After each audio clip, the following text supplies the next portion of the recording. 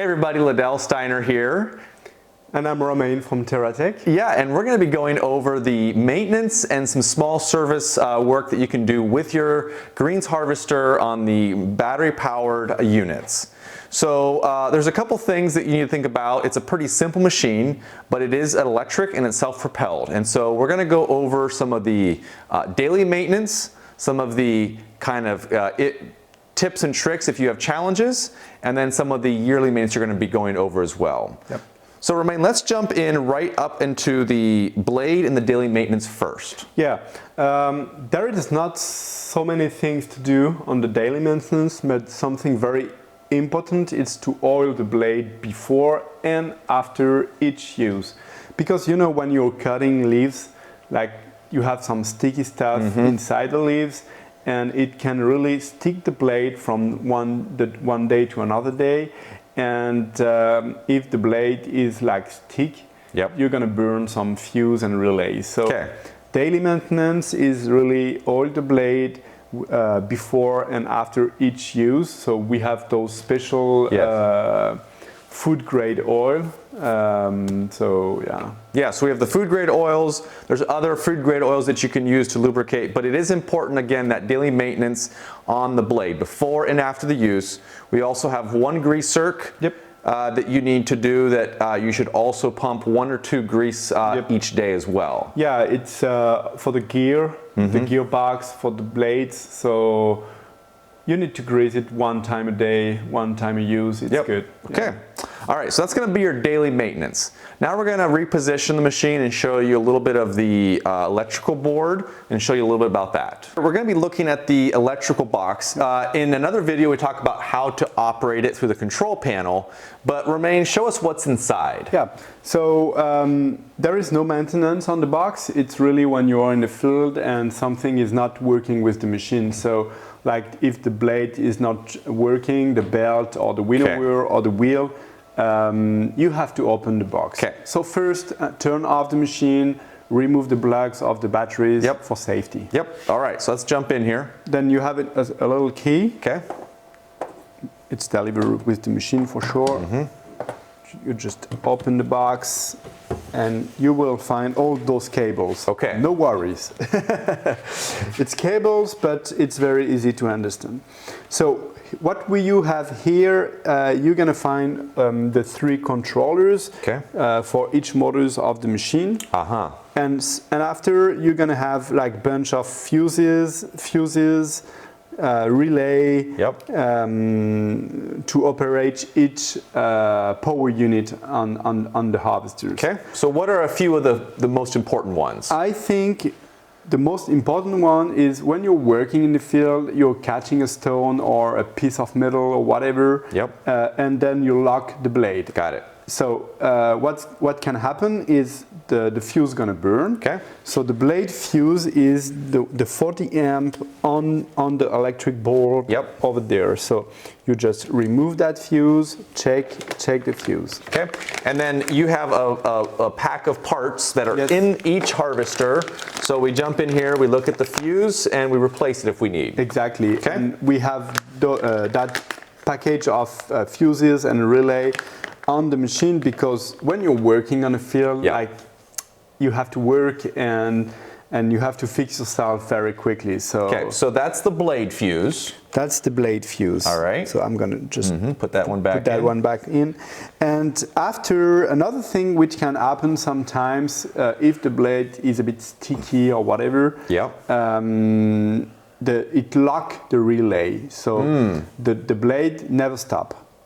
It can happen sometimes. It could not stop. That's good to know. So when you just turn on the machine, boom, blade is working. So we should turn the machine off first. Yes, sure.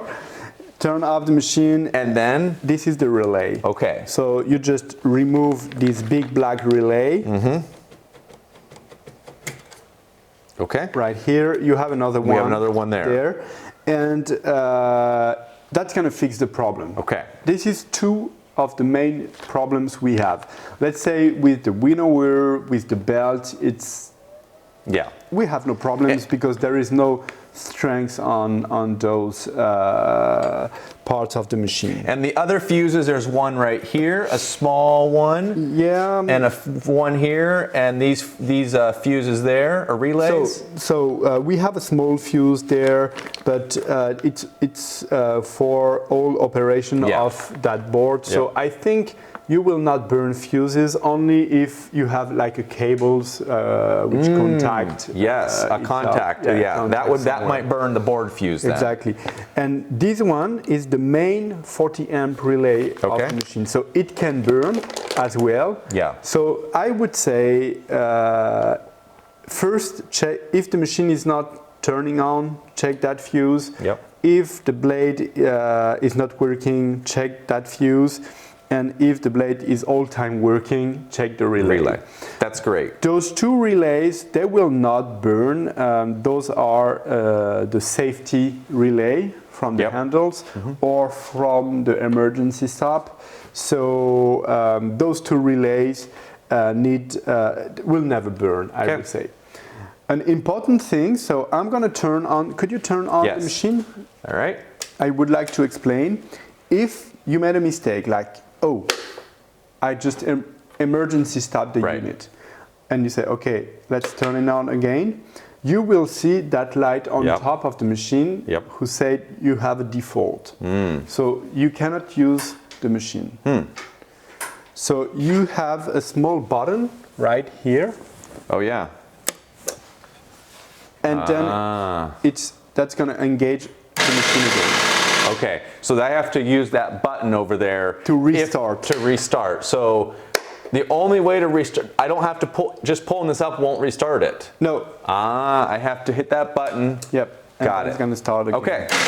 Got it. That's small tricks. But I would have got that. Okay, that's good to know. And another thing, let's say, if you are in the field, you burn fuses or relay, and you need extra parts for futures. Yes. You have these drawings where you have all the part number of each replacement parts. Good. So you can ask Tilmor with the part number, and we can supply very easily. All right, well that's very helpful on the electrical side, and I think we want to move to now talking about the kind of yearly and more of the kind of the physical structure maintenance. So that's going to reposition the machine, and we're going to talk about that next. Okay. Okay, so we're looking back towards the front of the machine. We're going to be going over two parts here. If the fuses are not resolving an issue, maybe it's the motors aren't working, one of the things that you can check are the brushes. Show me, Romain, what you do there. Yeah, so we are using brushes motors. So you have two brushes per motors, and you have to check if let's say the cover of the brushes is well tight enough, and also if you use a lot the machine, sometimes it's time to change the brushes. So it's very easy. You just open those little covers, and you will gonna find the brushes. Okay. So it's a small unit. It's replaceable. So we will have those. We can get you. And then you get the whole unit and stick it back in. And put the cover back on. There are 3 motors on this machine. It looks like there is 4 motors. 4 motors. Each wheel plus 5 motors. You've got 5 motors, and they all use the same brush system. They are all brushed, but brushes are not the same on each motors. But let's say it's really, if you use a lot the harvesters, then you have to change the motors.